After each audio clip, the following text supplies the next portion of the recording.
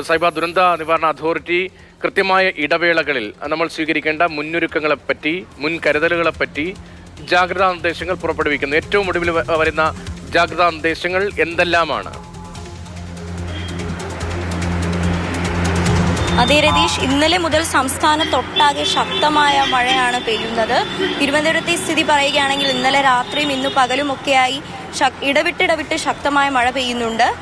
മരങ്ങളും മറ്റും കടപുഴകിയും ഒടിഞ്ഞുമൊക്കെ വീഴുന്ന സാഹചര്യമുണ്ട്. ഗതാഗതം തടസ്സപ്പെടുന്നു.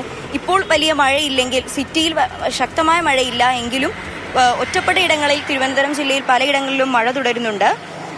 കാലവർഷം നമ്മൾ പ്രതീക്ഷിച്ചതിൽ നിന്നും നേരത്തെയാണ് കാലവർഷം എത്തിയിരിക്കുന്നത്.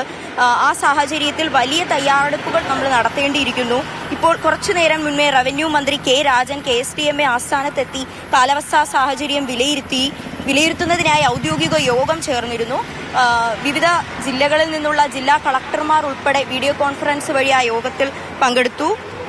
വിവിധ ജില്ലകളിലുണ്ടായ നാശനഷ്ടങ്ങളും മറ്റും വിലയിരുത്തിയിരുന്നു. അദ്ദേഹം യോഗത്തിന് ശേഷം മാധ്യമങ്ങളെ കണ്ടിരുന്നു.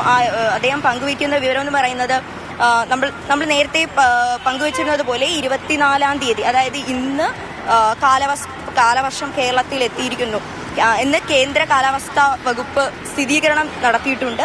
അതായത് നമ്മൾ നേരത്തെ പ്രതീക്ഷിച്ചതിൽ നിന്നും 8 ദിവസം മുന്നെയാണ് കാലവർഷം കേരളത്തിൽ എത്തിയിരിക്കുന്നത്.